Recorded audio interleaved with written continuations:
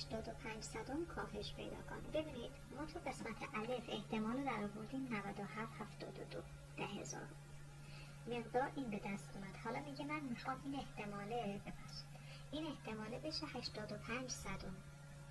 اینجا توضیح داده منظور چه احتمالیه، همون صورت سوال نوشته احتمال اینکه میانگین نمونه دوم حداقل 18 تا از میانگین نمونه اول بیشتر باشه، میخوام این احتماله بشه 85 صدم. حالا شما به من بگید حجم نمونه از هر شهر باید چقدر باشه. ببین همون سوال قسمت الفه، فقط برعکسه. ما تو الف حجم نمونه ها رو داشتیم، احتمال حساب کردیم. تو قسمت ب میگه من مقدار احتمال رو به شما دادم 85 صدم، به من بگو حجم نمونه ها باید چقدر باشه. حجم نمونه ها رو هم نکته گذاشته که باید مساوی در نظر بگیریم، اگر مساوی نباشن نمیتونیم مثلا مسئله رو حل کنیم. پس ببینید بچه ها، میگه احتمال آنکه حجم نمونه دوم حداقل 18 تا از حجم نمونه اول بیشتر باشه، این احتمال 85 صدم.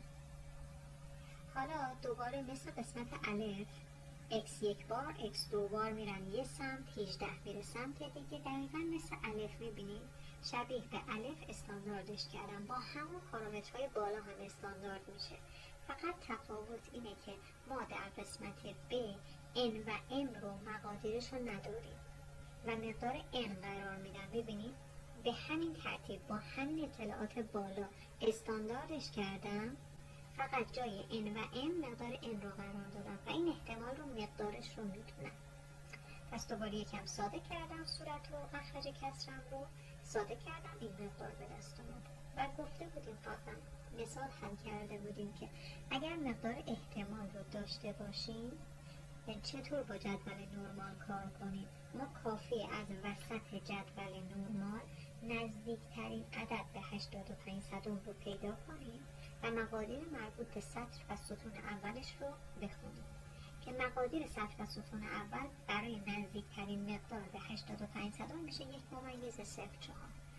این 1.04 در حقیقت مقدار این کسری هستش که اینجا وجود داره. خب مساوی هم دیگه قرار میدم و از اینجا مقدار n رو به دست میارم. خب حجم نمونه رو به دست اومده 8.112، ولی خب قبلا گفته بودیم دیگه حجم نمونه باید عددی صحیح باشه، عددی طبیعی باید باشه.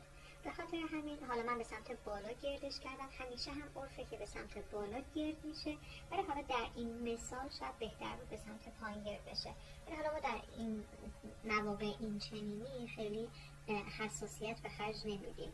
حالا چه شما 8 بنویسید چه 9 در چنین مسائلی درسته، ولی شما تو حافظتون باشه که همیشه حجم نمونه به سمت بالا گرد بشه.